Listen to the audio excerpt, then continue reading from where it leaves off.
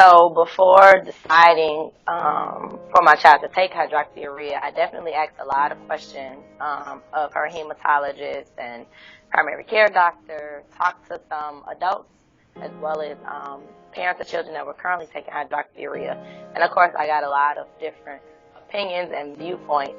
So at the end of the day, me and my husband just made a informed decision along with her hematologist for her to take it.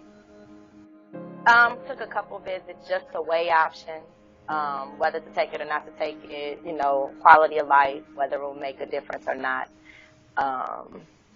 So that's probably why I took a little time. We just wanted to make sure we got all the answers to any questions that we had. So yes, my daughter was involved in the decision-making process in regards to whether to take hydroxyurea or not. So they also answered some questions that she had as well. And she actually participated in a study prior to taking hydroxyurea, so she was definitely involved. My concerns regarding risks or side effects when taking hydroxyurea, I guess, I don't know, aside from things that I just heard about. So I was definitely concerned with if it was going to have any side effects. I guess I didn't really know too many specific ones. I think the concern with the compliance, because it's something that has to be taken every day, was probably my biggest concern, making sure that it's taken every day. Because then if it's not taken every single day, what could happen, or if my daughter's experiencing pain or experiencing anything, is it a side effect or is it just because she has sickle cell? So I guess determining if something is a side effect is difficult. No, so the correlation, I guess, between hydroxyurea and cancer, it crossed my mind, but I never thought that her taking hydroxyurea would cause her to have cancer. So definitely thought about it. Don't know if it has any effect, and I guess because my daughter is 12, so I would hope that it doesn't have any future effects. But at this moment, probably isn't a huge concern because she's only 12.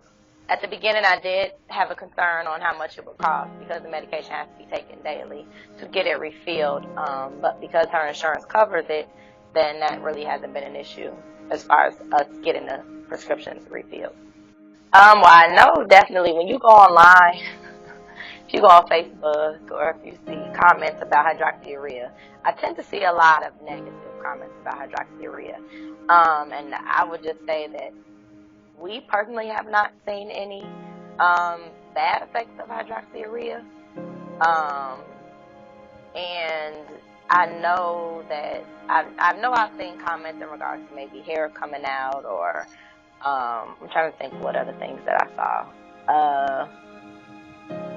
I don't know, but my daughter's hair is fine. I know that her hemoglobin has dramatically increased, and her labs almost looks like she only has sickle cell traits. So I think aside from pain, she doesn't have any other issues as far as her sickle cell and her hemoglobin.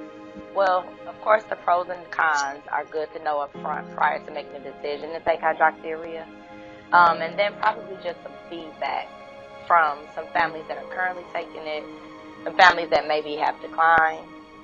I think that's about it. And just daily, how is it incorporated into their daily life to help them to remember to take it? I would say to make sure that they write down all the questions they have, talk to their hematologist, talk to their child, if they're old enough to understand.